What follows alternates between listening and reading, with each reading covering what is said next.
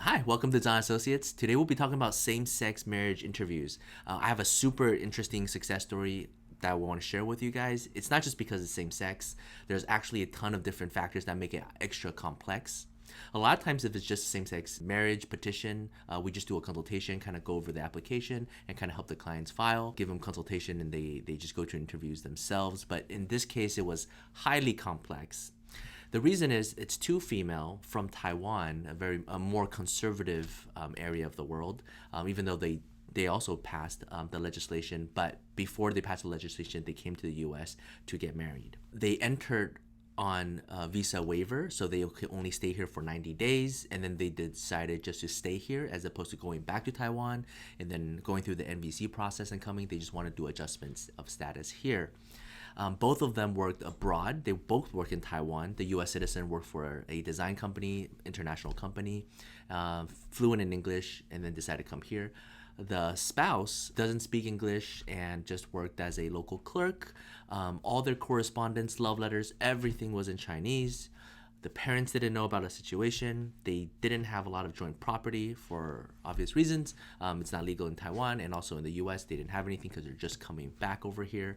So, based on all of these situation, how do we prove to the officer that the marriage is bona fide, it's real, it's legitimate, and that they can efficiently get the green card? So they were really worried about it when they came in for the consultation.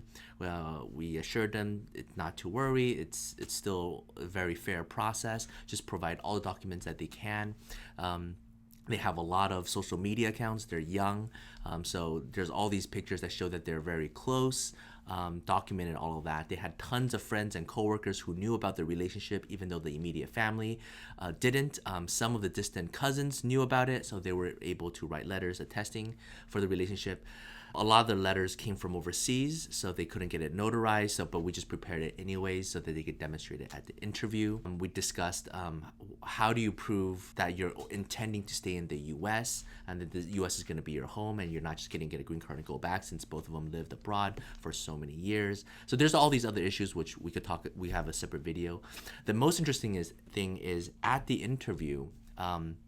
When we were there with them, they actually got separated, and the officer grilled both of them very hard. Their first date, their second date. One of the key things that they do a lot is they go to karaoke a lot. So, what songs do they sing? How do they sing it? Who usually goes with them? What were they wearing? Just tons of questions about their dating history and their dating relationship, because the officer was not Chinese and they couldn't read all the correspondence, even though we provide a translation, but they usually take it with a grain of salt.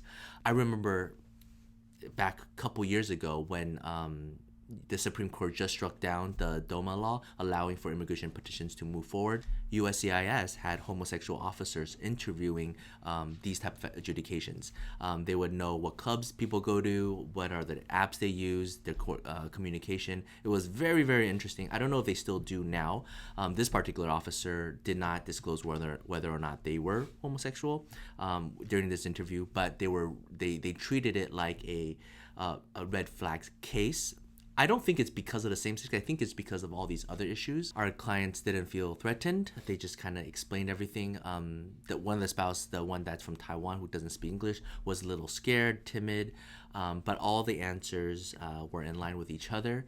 They had tons of documentation to prove that they have a long history in this relationship. The U.S. citizen has a good resume, and they look like they fit. What do I mean by they look like they fit? It's really hard to explain. The way the USCIS officer explained it to us is we always ask for the 2x2 pictures. It's just to see if they fit. If we see the two of them, if there's a huge discrepancy and they just don't look like they belong together, then there's extra questioning.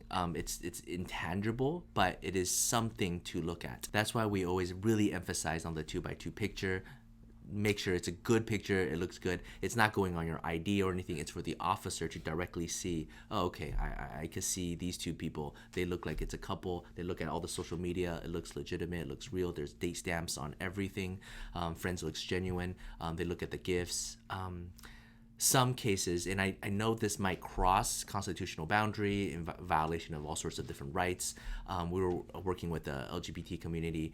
The officer actually asked the two people to propose to each other and kiss. I think that is pretty raw. It definitely demonstrates the emotions. This was another client that I brought to the interview. They did physically kiss. They were tearing up. They were crying. The officer believed it, granted the approval. I told that to the LGBT. I told that to the other LGBT attorneys that represent the community. They were livid. They wanted to sue USCIS.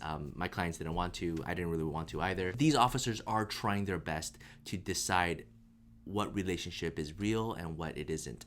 For that other case, it was extremely difficult because they had prior marriages with the opposite sex.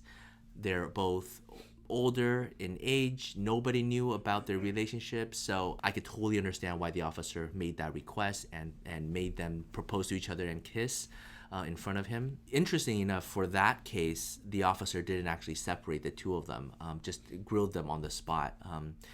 In this case that just got approved, they actually were separated and provided a translator and asked about their entire dating history for several years and looked over every single letter. So a lot of people think preparing all of these documentation, affidavits, and pictures and joint bank accounts and relationship history and story is to prove that their relationship is real, and if you have good enough content, then the officer will believe.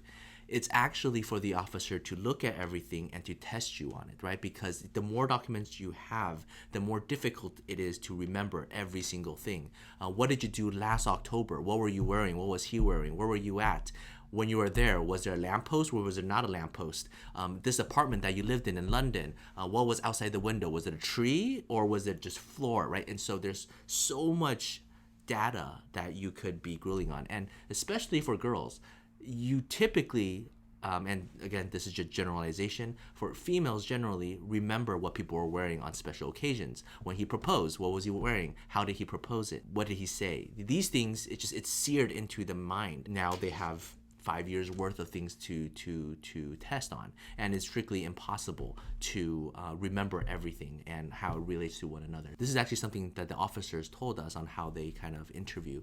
So there's a lot of things to prepare for an application, explaining what your relationship is like, how to prove that your relationship is real, and how the officer tests them. And so this case was not proved on the spot. They were sent home.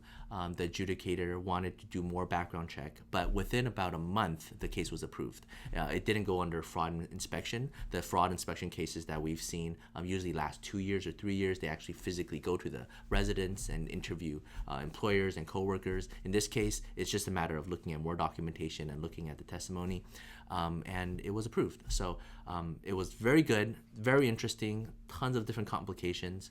If you guys have any questions about the same-sex interview process, feel free to reach out to me. Happy to talk to you. It's been a tremendous year in these type of applications. Thank you for watching. Feel free to give us a call if you have any questions. Thank you. Bye-bye.